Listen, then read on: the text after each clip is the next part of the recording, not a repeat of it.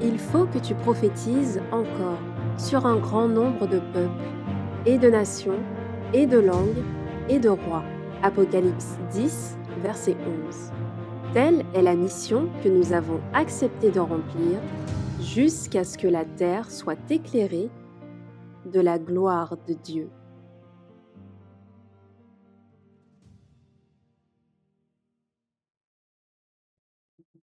Ok. Bonjour à tous et un chaleureux sabbat à chacun de vous.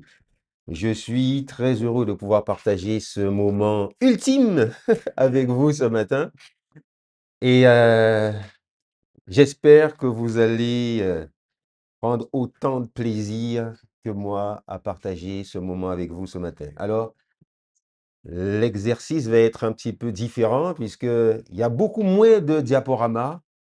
Et en général, quand un prof donne une épreuve à un élève, quand il n'y a pas beaucoup d'écrits, c'est qu'il y a beaucoup de travail à faire. Voilà. Donc la réponse viendra de vous. Juste avant de commencer, je vous invite tout simplement à vous incliner avec moi pour la prière.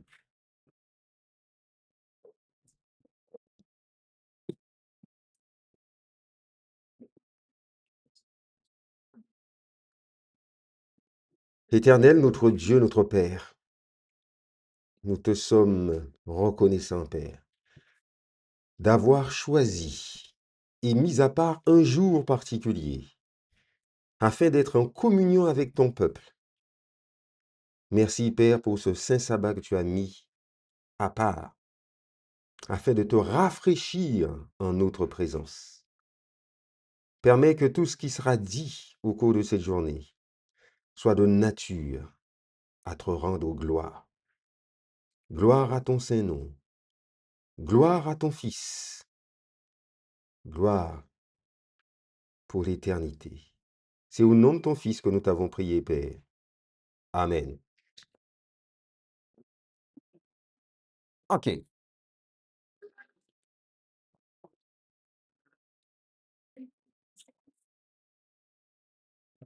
Comme cela est affiché à l'écran, le titre du message d'aujourd'hui s'appelle La réforme des réformes. Tout au long de ce séminaire, de ce camp meeting, nous avons eu à partager des éléments sur la réforme sanitaire. Si vous avez suivi mes présentations jusqu'à maintenant, vous vous êtes rendu compte que je vous ai emmené au fur et à mesure dans le sanctuaire. Est-ce que vous vous rappelez à quel endroit nous nous sommes arrêtés? Dans quelle partie du sanctuaire? Dans le lieu saint. OK? Qu'est-ce que nous avons rencontré comme élément, comme ustensile dans le lieu saint? Le chandelier, la table des pains de proposition, l'autel des parfums. La table des pains de proposition, hein, on pourrait peut-être afficher la diapo suivante. Voilà, en fait, pour celles et ceux qui ne seraient peut-être pas habitués à comprendre un petit peu ce qui se passe dans le sanctuaire, on a, j'ai pas pris ma souris, mais bon, vous allez remarquer, le premier autel qu'on voit, ce qu'on appelle l'autel des holocaustes, qui est juste à l'entrée, c'est ici. Le pasteur Allen Stump et d'autres nous ont souvent rappelé le texte de Romains 12, versets 1 et 2. Je vous exhorte, frères, par les compassions du Christ, à offrir nos corps comme un sacrifice vivant, saint et agréable à Dieu. Nous sommes là.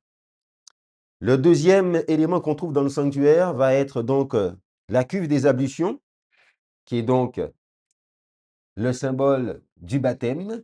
Et ce que nous dira Pierre dans son épître, je crois que c'est 2 Pierre 3, verset 9 ou 10, qui nous dit que cette eau, en parlant de l'eau du déluge, en même temps qu'il faisait le symbole du baptême, est un symbole de notre engagement d'une bonne conscience. OK? Et j'avais dit la dernière fois que certains chrétiens veulent l'avantage du voyage sans les inconvénients qui vont avec.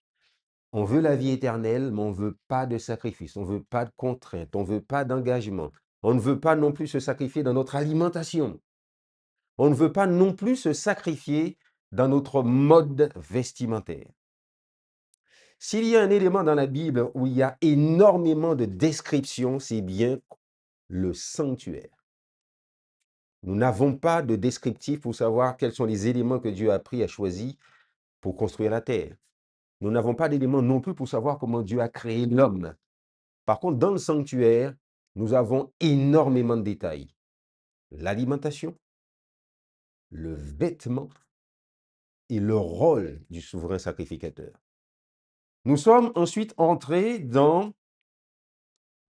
un élément, juste avant d'aller plus loin, et je crois que le pasteur Stump avait précisé, pas tout de suite, pas tout de suite, pas tout de suite. Le pasteur Stump avait précisé à un moment donné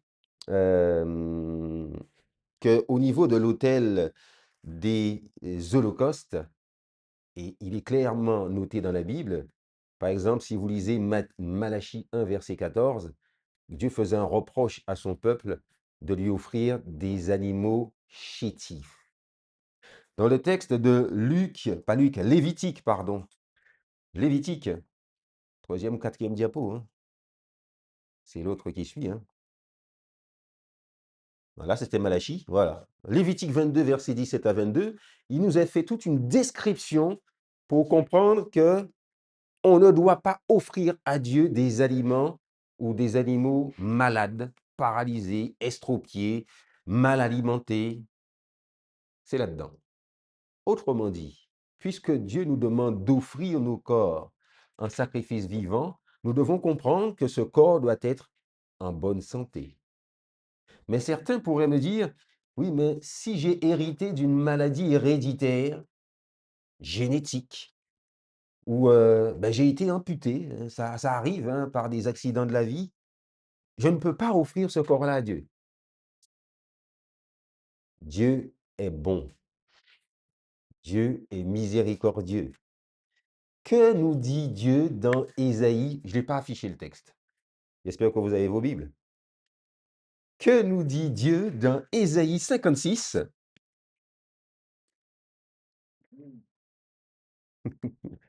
Ésaïe 56, versets 1 à 3. Ésaïe 56.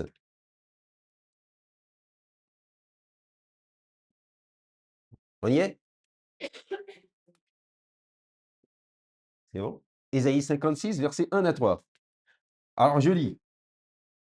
Ainsi parle l'Éternel, observez ce qui est droit et pratiquez ce qui est juste, car mon salut ne tardera pas à venir et ma justice à se manifester. Heureux l'homme qui fait cela et le Fils de l'homme qui y demeure ferme, gardant le sabbat pour ne point le profaner et veillant sur sa main pour ne commettre aucun mal. Que l'étranger qui s'attache à l'Éternel ne dise pas, l'Éternel me séparera de son peuple, et que l'eunuque ne dise pas, voici, je suis un arbre sec. Il était interdit aux eunuques de pénétrer dans le sanctuaire. Okay? Mais là, que personne ne dise, sous prétexte que je serais malade, paralysé, que j'aurais peut-être une maladie, Dieu est bon. Son sanctuaire est accessible à tous. Dans la partie qui nous reste à voir, donc on a vu un petit peu dans le lieu très saint, dans le lieu saint, pardon, dans le lieu saint, il y avait donc 3 éléments. La table des pains de proposition, l'autel des parfums et le chandelier. Et j'avais dit rapidement, hein, on ne va pas rentrer dans tous les détails, la table des pains de proposition, l'homme ne vivra pas de pain seulement, mais de toute parole qui sort de la bouche de Dieu. Nous devons nous alimenter de pain physique, pain, aliment choisi par Dieu, mais également de la parole de Dieu. Deuxième élément qu'on trouve dans le sanctuaire, dans le lieu saint, l'autel des parfums, notre relation avec Dieu par la prière. Troisième élément qu'on trouve dans le lieu saint, le chandelier, vous êtes la lumière du monde, tout en sachant que la véritable lumière est Christ lui-même. Le pain est Christ lui-même. Celui qui va exercer la prière pour nous, c'est encore Christ lui-même. Ce n'est pas pour rien qu'il est venu ici. Avançons. Nous avons un texte que j'ai affiché, et c'est pour ça que j'ai dit à Jean-Christophe de ne pas l'afficher tout de suite. Bon, ce n'est pas forcément mis dans l'ordre. C'est la troisième diapo, effectivement, qui nous dit, au moment où Christ mourut, il y avait des sacrificateurs qui officiaient dans le temple, devant le voile qui séparait le lieu saint du lieu très saint. Soudain, ils sentirent la terre trembler sous eux, et le voile du temple, un solide et précieux draperie, une solide, pardon, et précieuse draperie qui était renouvelée chaque année, fut déchirée de haut en bas par la même main qui écrivit les paroles de condamnation sur les murs du palais de Belshazzar. Est-ce que cela parle à quelqu'un? Une main qui écrit des paroles de condamnation sur les murs du palais de Belshazzar. Ça fait référence à quel événement? Daniel 5. Que se passait-il à cette époque? Très bien. Belshazzar, qui est le petit-fils de Nebuchadnezzar, est en train d'organiser un festin. Il a invité des convives, on fait la fête en fait. C'est une grande fête. On mange en abondance, on boit du vin. Il est ivre. Par contre, lorsque la main écrit sur le mur, il est rapidement dessoulé, hein. Aïe, aïe, aïe. Il faut lire ça, mes amis. Il faut lire ça, il faut lire ça, il faut lire ça. Daniel 5. Daniel 5. On va pas tout lire, on va pas tout lire. Daniel 5, je vais vous lire le verset 1 à 9. Je vais essayer de faire vite, parce que j'aimerais réellement qu'on arrive à la réforme des réformes. Daniel 5, verset 1 à 8. Je vais vous le lire. Le roi Belshazzar donna un grand festin à ses grands, au nombre de 1000, et il but du vin en leur présence. Belshazzar, quand il eut goûté Belshazzar, quand il eut goûté au vin, fit apporter les vases d'or et d'argent que son père Nebuchadnezzar avait enlevés du temple de Jérusalem, afin que le roi et ses grands, ses femmes et ses concubines s'en servent pour boire. Alors on apporta les vases d'or qui avaient été enlevés du temple de la maison de Dieu à Jérusalem. Et le roi et ses grands, ses femmes et ses concubines s'en servirent pour boire. Ils burent du vin et ils louèrent les dieux d'or, d'argent, d'airain, de fer, de bois et de pierre. En ce moment apparurent les doigts d'une main d'homme et ils écrivirent en face du chandelier sur la chaude de la muraille du palais royal. Le roi vit cette extrémité de main qui écrivait. Alors le roi changea de couleur et ses pensées le troublèrent. Les jointures de ses reins se relâchèrent et ses genoux se heurtèrent l'un contre l'autre. Le roi cria avec force qu'on fasse venir les astrologues, les chaldéens et les devins. Et le roi prit la parole et dit aux sages de Babylone, quiconque lira cette écriture et m'en donnera l'explication sera revêtu de pourpre, portera un collier d'or à son cou et aura la troisième place dans le gouvernement du royaume. Tous les sages du roi entrèrent, mais ils ne purent pas lire l'écriture et en donner au roi l'explication. Sur quoi le roi Belshazzar fut très effrayé. Il changea de couleur et ses grands furent consternés. Quelle était la parole qui était écrite sur le mur?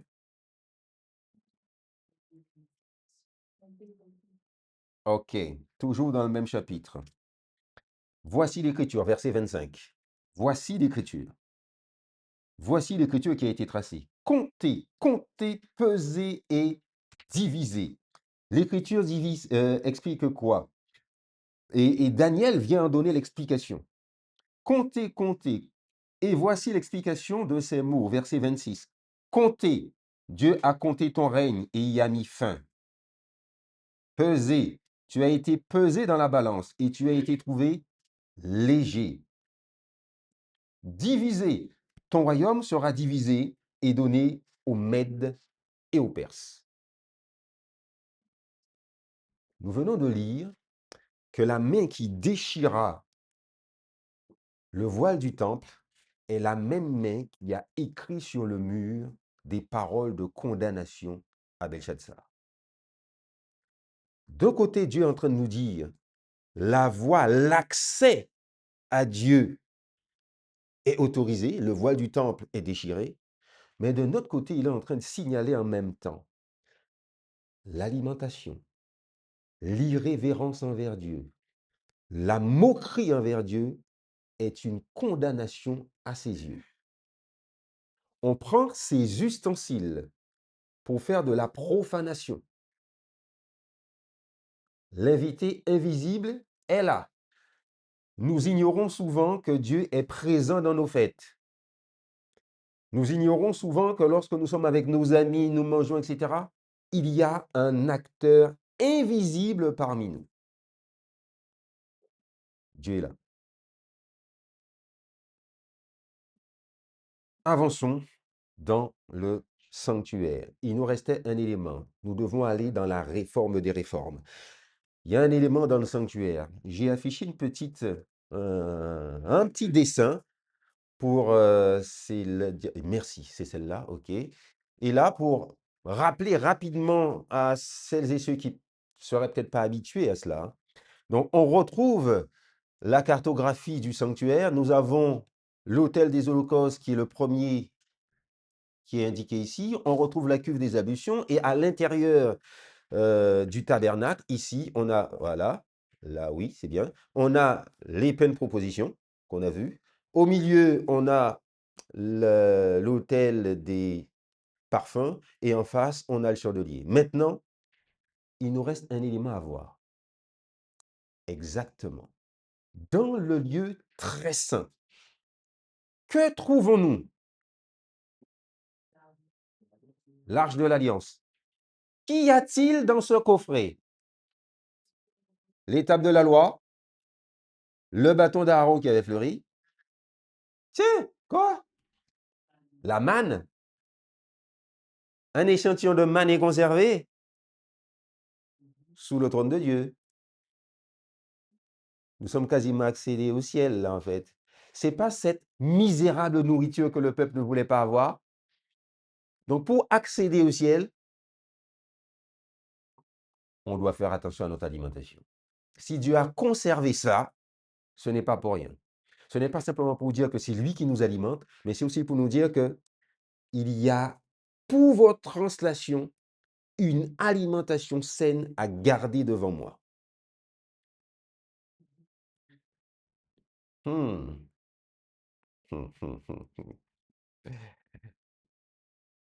Ok, bien. Diapo 8, si je n'ai pas fait de modification, ou 9. Ok, ça on l'a vu, c'est celle qui suit. Très bien. Ça, j'ai repris ce que nous avions la dernière fois. Nous avions dit tout à l'heure qu'il y avait les habitudes à prendre. Si nous devons forger un caractère pour Dieu, nous devons appliquer l'alimentation, la prière et le témoignage. Ça, c'est vu. La réforme des réformes. On va sauter, on va passer à la diapo d'après. La réforme des réformes. On peut zapper, on peut avancer. Bien, ça sera votre travail ce matin. La réforme des réformes signifie que c'est de cette réforme que viennent toutes les autres. Je vous ai mis une collection de textes que nous devrons lire. Il reste 5 minutes. La réforme des réformes. Ce que j'entends par là, c'est que quand vous aurez compris cet élément vital, toutes les autres réformes prendront leur place. Que nous dit le texte de Romains 8, versets 9 à 10?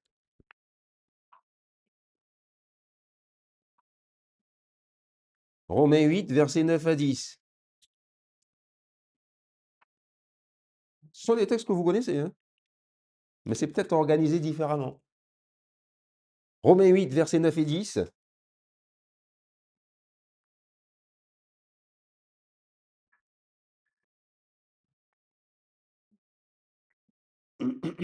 Ah, on va même, ouais, 8, j'ai dit 9.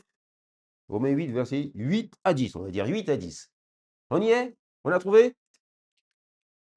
Ok. Romains 8, versets 8 à 10. Or, ceux qui vivent selon la chair ne sauraient plaire à Dieu.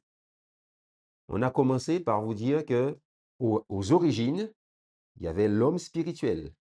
Puis, par le biais de l'alimentation, Satan a fait en sorte que nous avons plutôt revêtu une nature purement charnelle. OK? Romains 8 nous dit, or, ceux qui vivent selon la chair ne sauraient plaire à Dieu.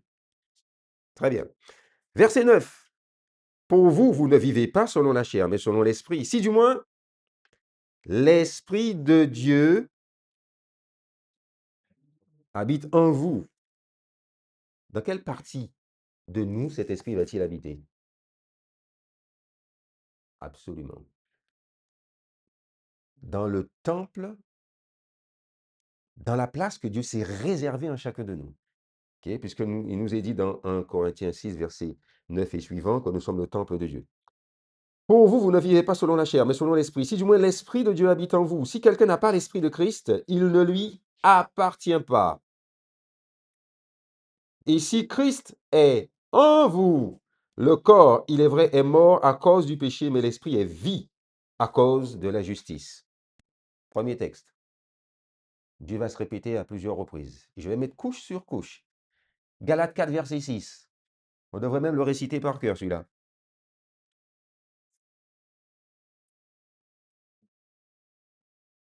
Galates 4, 6.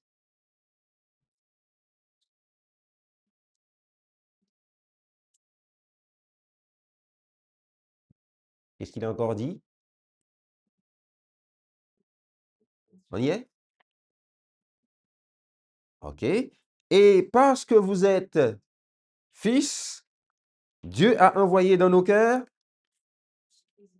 OK. Où est-ce que cet esprit habite encore? Dans nos cœurs. OK? Dans l'esprit. Très bien. Autre texte. Galates 2, verset 20. Là aussi. Ça se récite par cœur, ça.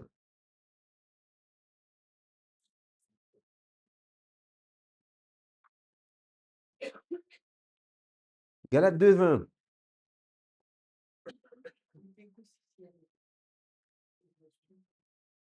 OK. J'ai été crucifié avec Christ, et si je vis, ce n'est plus moi qui vis, mais c'est Christ qui vit en moi. Lorsque j'ai dit ces textes, j'ai partagé ces textes avec un frère dans mon ancienne église, il m'a dit, alors tu crois vraiment que quelqu'un peut habiter en toi? J'ai dit oui, je t'ai montré les textes. C'est du spiritisme, mon frère. Vous n'imaginez pas à quel point on ne comprend plus la parole. OK? Poursuivons. Donc Christ habite en nous. Très bien. Philippiens 2, versets 5 à 11. Philippiens 2, versets 5 à 11.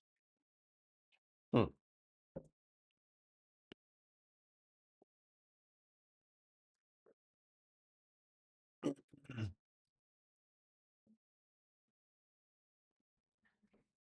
On y est? OK. Philippiens 2, versets 5 à 11. Ayez en vous les sentiments qui étaient en Jésus-Christ, existant en forme de Dieu. Il n'a point regardé son égalité avec Dieu comme une proie arrachée, mais il s'est dépouillé lui-même en prenant en prenant une forme de serviteur, en devenant semblable aux hommes. Et il apparut comme un vrai homme. Il s'est humilié lui-même, se rendant obéissant jusqu'à la mort, même jusqu'à la mort de la croix. C'est pourquoi aussi Dieu l'a souverainement élevé et lui a donné un nom qui est au-dessus de tout nom, afin qu'au nom de Jésus, tout genou fléchisse dans les cieux et sur la terre et sous la terre, et que toute langue confesse que Jésus-Christ est Seigneur, à la gloire de Dieu le Père. On pourrait s'arrêter uniquement sur le verset 5. Ayez en vous les sentiments qui étaient en Jésus-Christ. Colossiens 1, verset 25 à 27. Colossiens 1, verset 25 à 27. Ah, j'aurais peut-être dû le mettre ailleurs, celui-là. J'aurais peut-être dû le mettre en dernier. Bon, pas grave. C'est pas grave. Colossiens 1, versets 25 et 27 nous dit quoi? On y est? OK. Colossiens 1, verset 25 et 20 à 27. J'ai dit 25? Oui, OK, 25 à 27. C'est d'elle que j'ai été fait ministre. C'est Paul qui parle, hein. Paul qui parle, c'est d'elle que j'ai été fait ministre, selon la charge que Dieu m'a donnée auprès de vous, afin que j'annonce pleinement la parole de Dieu. Il parle de l'évangile. Le mystère caché de tout temps et dans tous les âges, mais révélé maintenant à ses saints. Dieu a voulu leur faire connaître la glorieuse richesse de ce mystère parmi les païens, savoir Christ en vous, l'espérance de la gloire. Je répète verset après verset la même chose.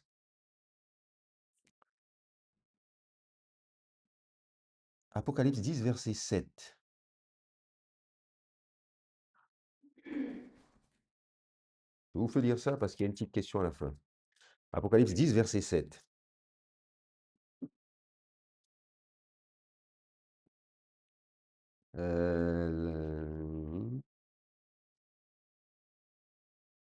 Ok, très bien.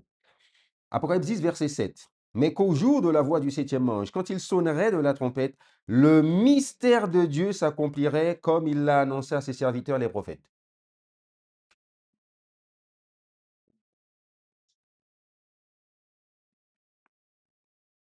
J'ai l'impression que je vous ai un peu perdu. Nous sommes toujours dans le sanctuaire. Nous sommes en train d'étudier en fait la dernière partie, c'est le lieu très saint. On a vu que le voile du temple est séparé. Le voile du temple est déchiré. Donc il y a un accès libre à cette deuxième partie. Mais ce temple aussi est là. Et à plusieurs reprises, le texte insiste pour nous dire qu'il y a un être qui doit habiter là. Le texte est en train de nous dire également que dans l'Apocalypse, il y a un moment où cela va se révéler.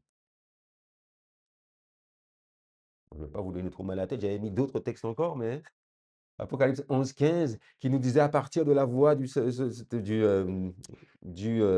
la septième trompette, mais en fait, le texte, la meilleure traduction de Apocalypse 11, verset 15, on va la trouver dans la version française, dans la version Martin, qui va nous dire que lorsque le septième ange commence à sonner de la trompette, le mystère de Dieu va s'accomplir.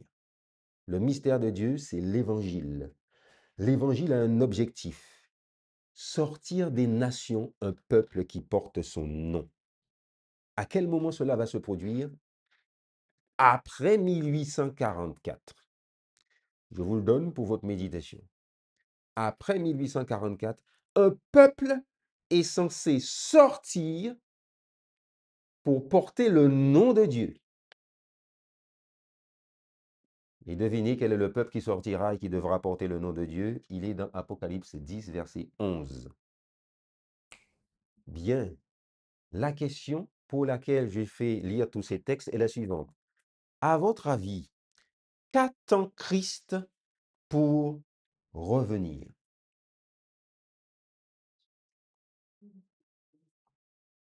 Que? Que ses enfants soient prêts. Oui. Alors, avec tous les textes que je suis en train de vous faire lire, vous devriez avoir la réponse. D'ailleurs, on l'a même lu, la réponse. Oui. Alors, comment peut-on avoir des sentiments qui sont en quelqu'un? Ben, c'est clair. Pour avoir les sentiments de quelqu'un, il faut que cette personne habite en nous. Qu'attend Christ pour revenir? Il attend tout simplement que son caractère soit formé en nous.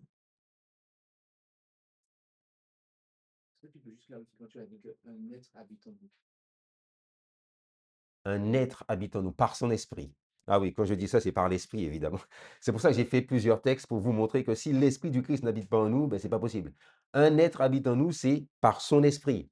Bon, les mauvais anges habitent en vous parce que ce sont des esprits aussi, hein, mais ce n'est pas la même chose. Et c'est aussi pour cette raison que j'avais précisé, lorsque j'avais affiché la vision sur le sanctuaire, que l'emplacement du lieu très saint est exclusivement réservé à Dieu. C'est sa place. Il veut revenir ici. Ok. La réforme des réformes est Christ en nous. Plusieurs personnes ont du mal à comprendre un certain nombre de textes parce qu'ils ont une vision trinitaire. Revoyons donc la slide suivante et pour voir ce que la messagère nous dit dans Parabole pour Jésus, mais en fait on retrouve cette citation dans l'événement des derniers jours. Le Christ languit de voir sa manifestation dans l'Église. Lorsque le caractère du Christ sera parfaitement reproduit dans son peuple, alors il reviendra pour réclamer comme le sien propre. Tout est fait aujourd'hui pour nous dire, mais non, en fait, ce n'est pas Christ qui vient à toi, c'est quelqu'un d'autre. C'est un certain Dieu, le Saint-Esprit. Je vous ai fait lire texte après texte. Et la Bible insiste. C'est Christ, par son esprit, qui habite en nous. Je ne sais pas si j'avais affiché, et ça sera mon dernier texte. Je ne sais pas si je l'ai affiché, c'est le texte de Jean. Très bien, voilà. C'est ce texte-là. Et regardons bien ce que nous dit Jean. Ce texte c'est la fin, hein. C'est bien le texte qui est souvent utilisé et même détourné afin que de nombreux chrétiens ne comprennent pas en fait l'objectif visé par Dieu lui-même. Jean 14, on ne va pas tout lire. Jean 14 à partir du verset 22. Non, verset 21. Pourquoi j'ai mis 22? C'est verset 21. Jean 14 à partir du verset 21. Celui qui a mes commandements et qui les garde, c'est celui qui m'aime. Et celui qui m'aime sera aimé de mon Père. Je l'aimerai et je me ferai connaître à lui. Dans la version anglaise, il dit, je me manifesterai à lui. Jude, non pas l'Iscariote, lui dit, Seigneur, d'où vient que tu te feras connaître à nous et non au monde? Jésus lui répondit, si quelqu'un m'aime, il gardera ma parole et mon Père l'aimera. Nous viendrons à lui et nous ferons notre demeure chez lui. Chers amis, si nous devons appliquer cette réforme sanitaire, alimentaire et vestimentaire, hein, nous devons commencer par aimer Christ. Si nous aimons Christ, nous observerons ses commandements. Et dans les commandements du Christ, à aucun moment il nous conseille de nous nourrir n'importe comment. À aucun moment Christ ne nous invite à boire de l'alcool, à suivre des gens, alors qu'il vivait avec d'autres personnes qui avaient une mauvaise vie, il restait clean. À tel point qu'on disait que lui, c'était un homme de mauvaise vie, puisqu'il marchait avec des buveurs et des mangeurs. Mais lui, ce n'était pas un buveur, ce n'était pas un mangeur. Commençons par aimer Christ. En conséquence, son Père nous aimera. Et si son Père nous aime, les deux viennent en nous et font leur demeure en nous. Maintenant que vous avez l'image en tête, où habitera Dieu et son Fils? Dans nos cœurs, dans son temple qui est notre corps. Si nous détruisons ce corps, Dieu nous détruira. Je m'arrête là, chers amis. Voyez quel amour le Père nous a témoigné pour que nous soyons appelés enfants de Dieu. Si le monde ne nous connaît point, c'est parce qu'il ne l'a point connu. Que Dieu vous bénisse.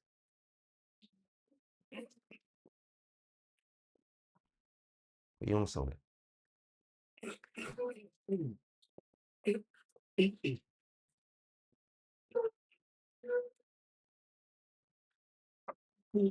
Pardon.